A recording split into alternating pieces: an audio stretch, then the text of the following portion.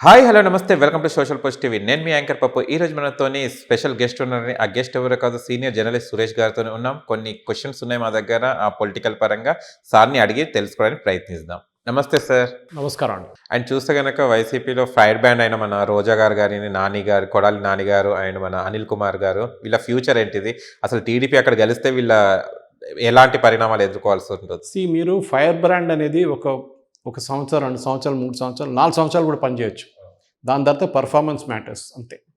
మీరు ఎమ్మెల్యేగా ఎన్ని రోడ్లు వేయించారు, మీరు ఎమ్మెల్యేగా నేను చెప్తాను అన్నిటికంటే బెస్ట్ ఎమ్మెల్యే ఇప్పుడు కూడా మనిషి ఉన్నాడు మా కాన్స్టిట్యున్సీ. అప్పుడు ఓకే, ఖైరతాబాద్ అంటుండేదాన్ని, ఖైరతాబాద్ జూబ్లీహిల్స్ ఖైరతాబాద్ అని చెప్పుకోవచ్చు. పి జనార్దన్ రెడ్డి ఇప్పుడు లేడు, ఇవాళ ఆయన 18 వర్ధంతి. ఇవాళ ఆయన ఉన్నప్పుడు ఒక పాండబ్బ ఇనాగరేషన్ కానివ్వండి, ఒక రెస్టారెంట్ ఇనాగరేషన్ కానివ్వండి, ఇంట్లో ఒక సావు జరిగితే, బర్త్డే జరిగితే వస్తాడు, పిలువకుండా కూడా వచ్చేస్తారు.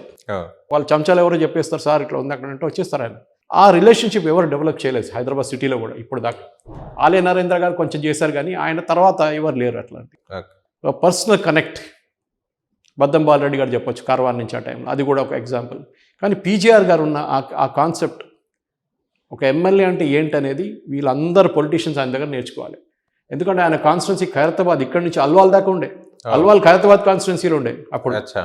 ఎందుకంటే మెడ్చల్ మల్కాజిగిరి ఇప్పుడు తయారైంది, అప్పుడు లేకుండేది.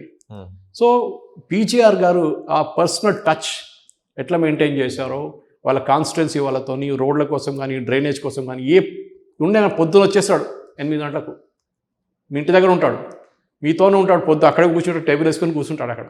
చెప్పమ్మా ఏమో ప్రాబ్లం చెప్పు, రేషన్ కార్డా లేకుంటే ఇంకేమైనా స్కూల్ అడ్మిషనా ఏదైనా చెప్పించేస్తాడు. ఏ ఎమ్మెల్యే చేస్తాడో వాళ్ళు బాగుపడతారు. ఇప్పుడు మనం చూసాం కూడా ఈసారి బీజేపీలో కలిసిన 8 మందిలో 6 మంది పేరు కూడా ఎవరికి తెలియదు ఇప్పుడు దాకా, తెలియకుంటుండే నెల ముందు దాకా.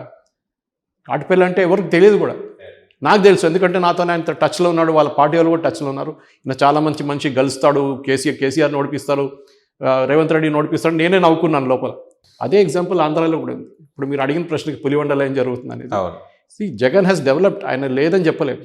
కానీ ఆయన మీద పర్సనల్ కరప్షన్ అలిగేషన్స్ ఒకటి ఉంది. అది కాకుండా నేను ఎప్పుడు చెప్తాను, ఇప్పుడు కూడా ఎందుకు కేసీఆర్ ఓడిపోయారు, ఎందుకు బీఆర్ఎస్ ఓడిపోయారంటే కరప్షన్ కాదు. కరప్షన్ అన్ని స్టేట్స్లో ఉన్నాయి, ఒక లెవెల్ డిఫరెంట్ ఉంటుంది అంతే. అహంకారంతో ఓడిపోయాడు.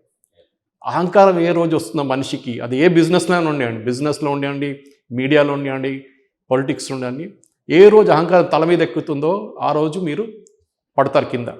అది ఇక్కడ జరిగిన బీఆర్ఎస్కి. అది జగన్కి జరగకుండా ఉండాలంటే ఆయన ప్రజలతో ఇంకా కొంచెం క్లోజ్గా వచ్చి మాట్లాడి వాళ్ళతో నుండి చేపిస్తే పీజీఆర్ ఎగ్జాంపుల్ లాగా పాసిబ్లీ 50-50లో ఆంధ్ర ఎలక్షన్ రిజల్ట్ రావచ్చు. అండ్ ఇప్పుడు షర్మిల గారు కనుక ఒకవేళ పులివెందుల పోటీ చేస్తే జగన్ గారికి నష్టం ఏమైనా ఉంటుందా, లేకుంటే చంద్రబాబు గారి మీద ఏమైనా పోటీ చేసే అవకాశం ఉందా?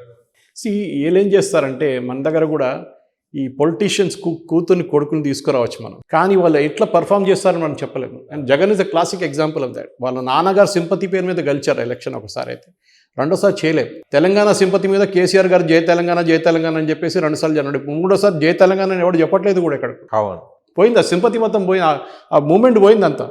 అరే 69లో నాది ఒక 1 ఇయర్ పోయింది స్కూల్లో ఉన్నప్పుడు. నేను చూశాను తెలంగాణ అజిటేషన్ ఆ టైంలో. చెన్నారెడ్డి తెలంగాణ ప్రజాసమితి అని చెప్పి పార్టీ కూడా పెట్టుకున్నాడు ఆ టైంలో.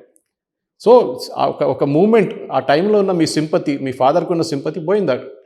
ఒక 10 సంవత్సరాల తర్వాత మర్చిపోతారు రాజశేఖర రెడ్డి గారిని, గుర్తుంటుంది కానీ మర్చిపోతారు.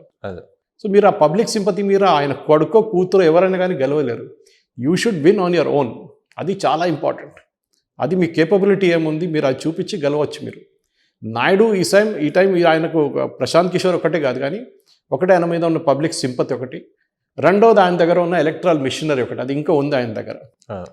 కానీ పవన్ కళ్యాణ్ తీసుకెళ్ళిన తర్వాత ఇప్పుడు మనం చూస్తాం హైదరాబాద్ సిటీలో కూడా వీళ్ళు కుకట్పల్లి ఇడిసేస్తే మిగతా అన్ని ప్లేస్లో వాళ్ళ డిపాజిట్ కూడా పోయింది, ఎవరికి రాలేదు పవన్ కళ్యాణ్ వాళ్ళ పార్టీకి. సో అదే ఆంధ్రాలో కూడా జరుగుతుందని మనం చూడాల్సింది. అక్కడ ఉన్న సింపతి లేకుండా పవన్ కళ్యాణ్ 12 నుంచి 14% ఓట్లు తీసుకురావాల్సింది. ట్రాన్స్ఫర్ చేయాలి, లేకుంటే నెక్స్ట్ టైం ఏమో నాయుడు కూడా పొత్తు పెట్టుకోడు, చాలా కేర్ఫుల్ అయిపోతాడు.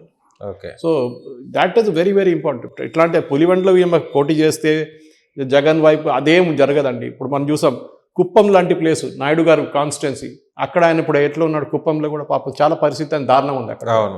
సో మీకు అక్కడి నుంచి పోటీ చేయాలని లేదు, మీకు చాలా సేఫ్ కాన్స్టిట్యున్సీస్ ఉంటుంది.